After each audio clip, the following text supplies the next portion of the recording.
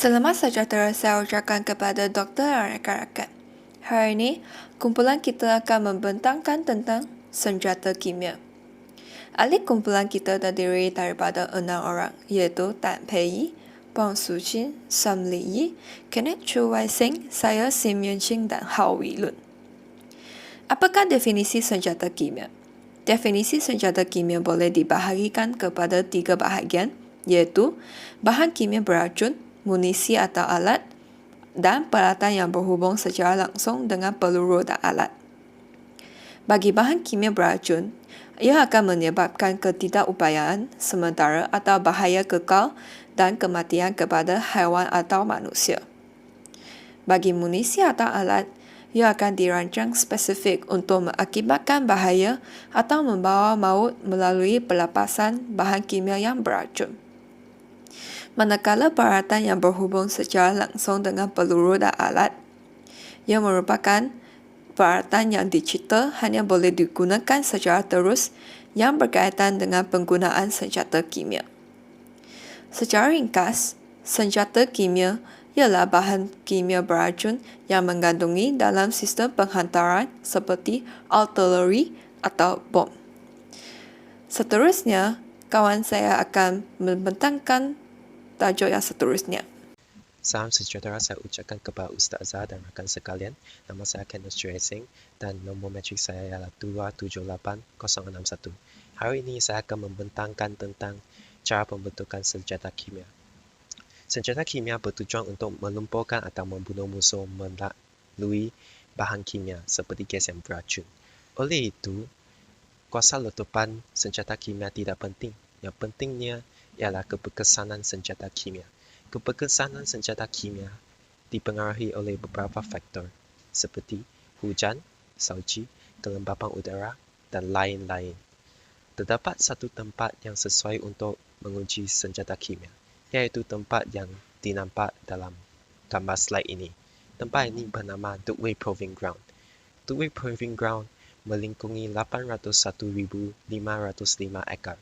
Tempat ini juga digunakan untuk melatih askar-askar United States sebelum mereka berperang di Afghanistan. Seterusnya, terdapat 3 cara untuk menyimpan senjata kimia. Cara pertama ialah cara peluru yang menyimpan bahan kimia dalam bentuk peluru seperti projectile, cartridge, atau roket. Cara ini akan mengandungi bahan kimia yang mengakibatkan letupan atau pendorong racun. Cara yang kedua ialah cara peluru udara. Cara ini juga menyimpan bahan kimia dalam bentuk peluru, tapi ia akan dihantar melalui kapal terbang. Oleh itu, peluru ini tidak mengandungi bahan letupan. Cara ketiga ialah cara simpanan bekas. Cara simpanan ini menyimpan bahan kimia yang mentah sahaja. Bahan kimia mentah disimpan dalam bekas yang bertakung 1 tan. 61% bahan kimia United States disimpan melalui cara ini. Akhirnya, terdapat 3 cara untuk membuang senjata kimia. Cara pertama ialah tanah perkuburan, cara kedua ialah pembakaran terbuka, cara ketiga ialah pembuangan laut yang seterusnya dimansuhkan oleh National Research Council (NRC) pada tahun 1969. Hai, nama saya ialah Hao Wei Lun dan nombor metrik saya ialah 277600. Sekarang saya akan menerangkan bahagian bagaimana berlaku senjata kimia, iaitu dari segi jenis senjata kimia, apakah senjata kimia, bagaimana senjata kimia ini wujud dan benarkah senjata kimia digunakan sebagai senjata.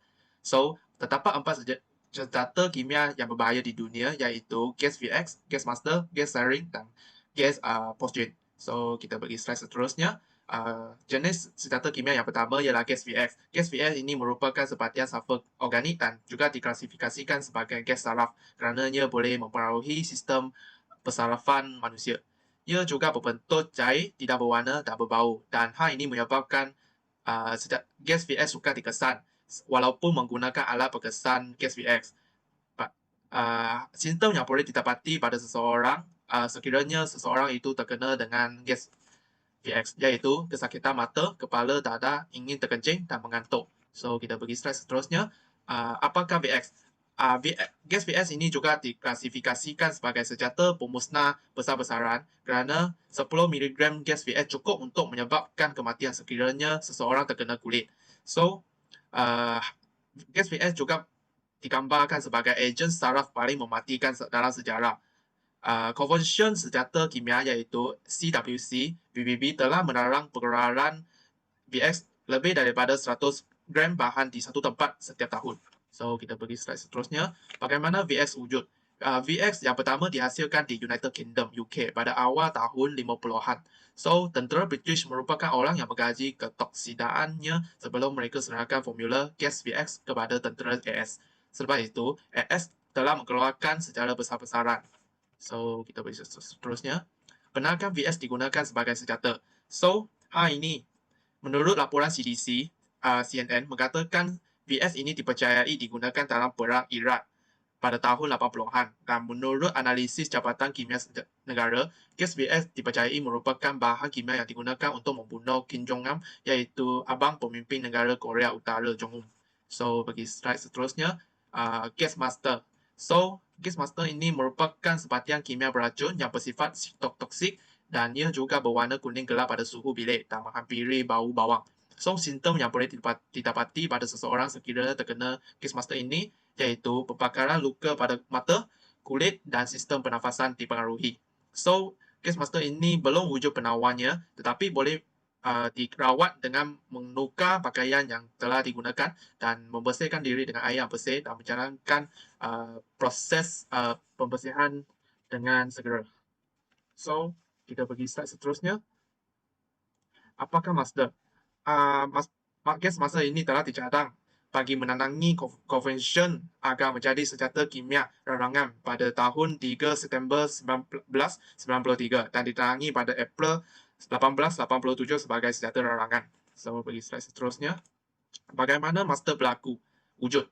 So, pada tahun 1886, Victor Mayer dari Jerman telah mengembangkan cara memperolehi gas yang bernama sawi murni.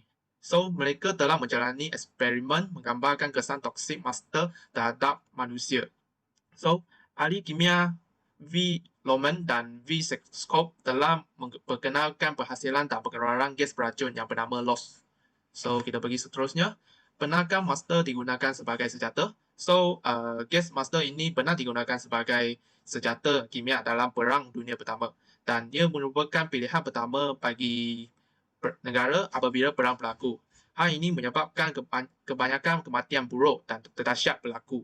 Dan pada akhir tahun 1917, gas ini digunakan oleh alien untuk melakukan serangan terhadap negara Jerman. So, sekarang saya akan serahkan kepada rakan saya seterusnya.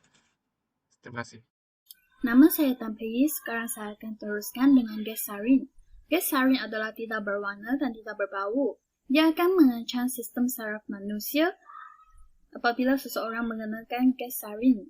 Orang itu tidak dapat mengawal tubuh sendiri, akan rasa sakit kepala, air mata keluar, dan serius akan menyebabkan kematian. Apakah itu gas sarin? Gas sarin telah dikelaskan sebagai senjata pemusnah massal di revolusi PBB 687. Pengeluaran dan penimbunan gas ini telah dilarangkan oleh Konvensi Senjata Kimia. Gas ini juga dikelaskan sebagai jadwal substansi 1. Bagaimana sarin wujud? Sarin ini dimajukan untuk menjadi racun dahulu dan seterusnya dimajukan dan digunakan dalam peperangan oleh Adolf Hitler, tetapi tidak berjaya kerana gas ini belum menyiapkan sebagai senjata kimia. Pernahkah sarin digunakan sebagai senjata? Ya, dia pernah digunakan dalam perang Iran-Iraq dan juga serangan kereta di bawah tanah Tokyo. Seterusnya ialah gas phosgen. Gas ini telah digunakan dalam industri plastik dan racun perosak. Ia senang dihasilkan, oleh itu telah dihasilkan sebagai senjata kimia. Gas ini tidak berwarna dan tidak berbau dalam suhu bilik. Ia tidak senang terbakar apabila digunakan. Apakah gas phosgen?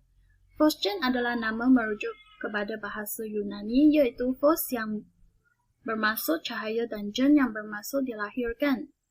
Gas ini diklasifikasikan di jadual 3 daripada Konvensyen Senjata Kimia. ia adalah kurang berbahaya berbanding kepada gas VX. Bagaimana fosgen ini wujud? Fosgen ini awalnya adalah berwarna hijau dan telah ditukar menjadi tidak berwarna dan berbau jerami berjamur. Fosgen telah disintesiskan dengan mencampur karbon monoksida dan klorin dan memekarkan di bawah cahaya matahari untuk menjadi senjata kimia.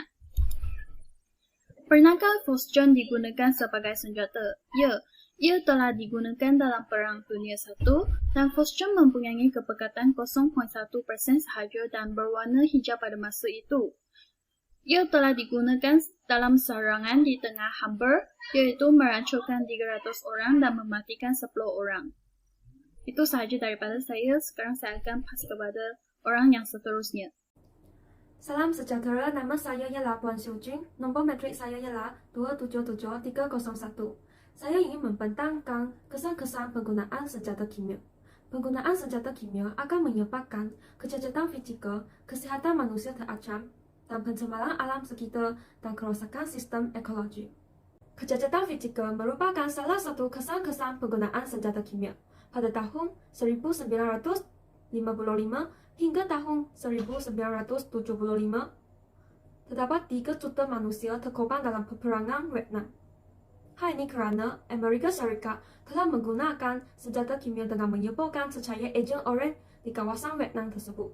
Oleh hal yang demikian, banyak bayi yang dilahirkan di Vietnam telah mengalami kecacatan fizikal dan mental selepas beberapa tahun penggunaan ejen oranye. Seterusnya, kesihatan manusia terancam juga merupakan kesan-kesan penggunaan senjata kimia. Gas mustar merupakan salah satu senjata kimia telah digunakan dalam Perang I dan Perang Iraq-Iran. Masa yang terdedah kepada gas tersebut telah dibuktikan menghadapi penyakit penasafan kronik. Sebagai contoh, tentera Iraq didapati mempunyai perubahan pigmen kronik pada atas kulit dan kerosakan kornea. Di samping itu, pencemaran alam sekitar dan kerosakan sistem ekologi juga merupakan kesan-kesan penggunaan senjata kimia. Ejen oranye yang merupakan senjata kimia telah digunakan dalam kempen pengembaraan di Vietnam. Hal ini telah menyebabkan penghutanan semula susah dilakukan kerana dioksi yang masih kekal di dalam tanah, lalu menyebabkan rantaian makanan tercemar. Oleh itu, habitat yang termasuk dengan beratus-ratus spesies burung dan mamalia termusnah.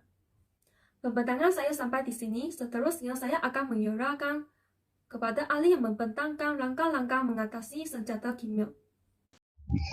Selamat pagi semua. Saya Sang Ni dan nombor metrik ialah 279393. Bahagian yang akan saya bentang ialah langkah-langkah mengatasi senjata kimia.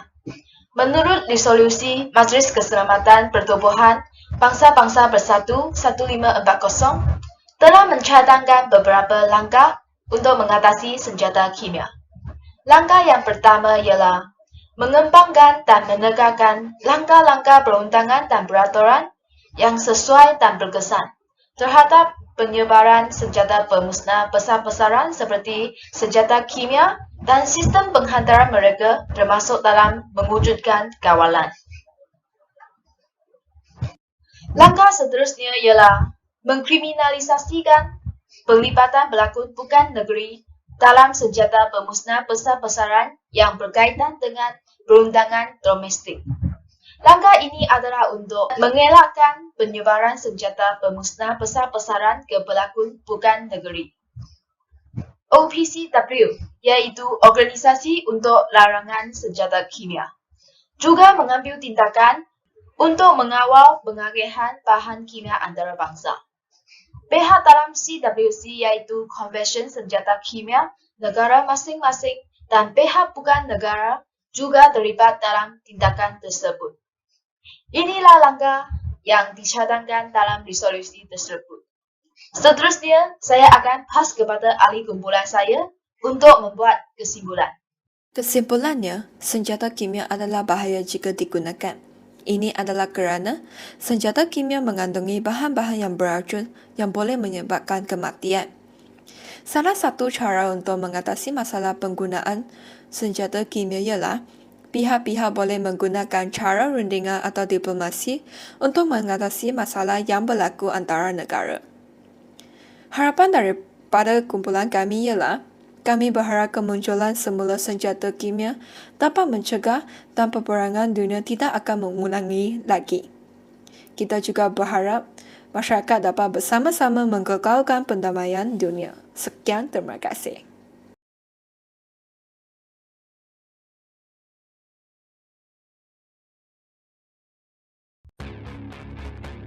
Chemical weapons can be both powerful and terrifying. Toxic substances that attack the skin, blood, nerves, or respiratory system, causing painful injury and maybe even death. The terrors of chemical-soaked battlefields in World War I led to regulations banning the use in warfare, but today, chemical weapon use persists in battle and beyond.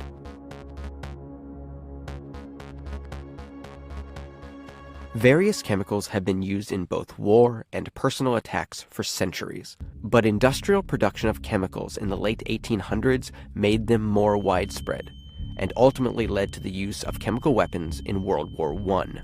It's estimated that during World War I, chemicals like mustard gas injured 1 million soldiers and killed 100,000, often in horrible, painful ways.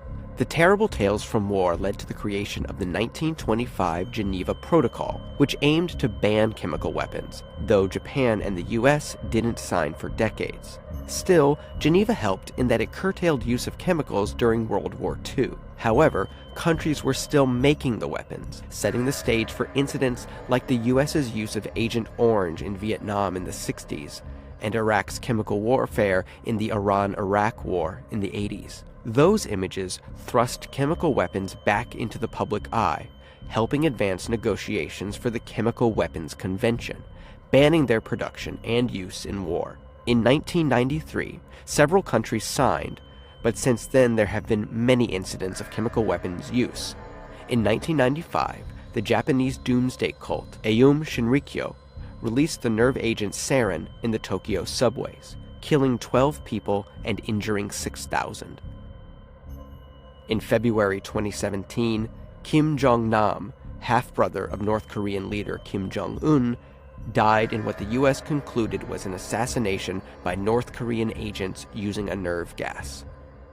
In March 2018, Britain announced that it was investigating the poisoning of a former Russian spy, Sergei Skripal, and his daughter, Yulia. The UK formally accused Russia of approving a would-be assassin to apply a nerve agent to the Skripal's door handle.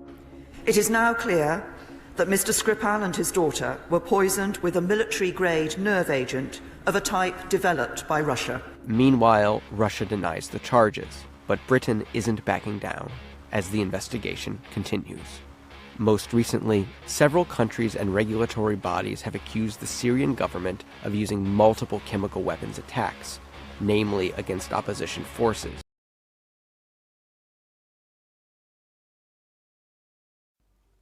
Peran senjata kimia telah memusnahkan dan menghancurkan keharmonian negara.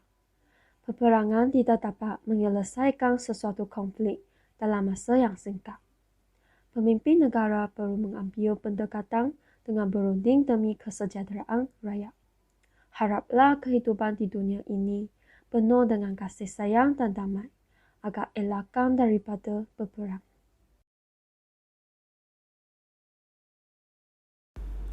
Pada pendapat saya berdasarkan video yang dimainkan, nasihat yang boleh diberi kepada masyarakat ialah semua pihak haruslah memainkan peranan masing-masing, terutamanya pihak-pihak yang bertanggungjawab haruslah tegas dalam memantau pengeluaran dan penggunaan senjata kimia agar dapat mengelakkan berlakunya kematian yang tidak diingini dan kerosakan serta kemusnahan suasana negara dan masyarakat yang aman. Senjata kimia banyak membawa keburukan berbanding dengan kebaikan. Oleh itu, kita harus berusaha untuk membendung penggunaan senjata kimia yang membawa bencana kepada rakyat yang tidak bersalah dan menghentikan pengorbanan yang tidak diperlukan. Teruskan berbuat baik walaupun kita bukan orang baik, sebab kita tidak tahu kebaikan yang mana yang boleh membawa kita ke syurga. Hidup tak selalunya indah, tapi yang indah itu tetap hidup dalam kenangan. Kita tidak boleh sentiasa mengeluh tentang ketidakbahagiaan dalam hidup kita. Coba bayangkan, orang Syria yang telah mengalami peperangan dalam negara mereka. Hidup kita sudah dianggap bahagia, walaupun hidup kita tidak selalunya indah. Ayat hikmat berdasarkan video tersebut ialah kebijaksanaan menjanjikan kebahagiaan dan kekayaan, tetapi jika disalahgunakan akan mewujudkan penderitaan. Kata-kata tokoh yang kami dapati daripada video ini ialah rasa sedih melihat teman baik menangis ternyata bisa berubah menjadi semangat mengebur tiada tara. Rasa pilu melihat teman baik tak aniaya, bahkan konon bisa mengubah seorang pengecut menjadi panglima terang. Yang kata ini adalah daripada Tara Lia yang daripada Indonesia. Saya rasa peperangan telah membawa bilangan kematian yang tidak dapat dikira. Hentikan peperangan dan pulangkan keamanan kepada masyarakat. Tiada sesiapa yang ingin melihat pengorbanan lagi. Itu sahaja daripada kumpulan kami. Sekian, terima kasih.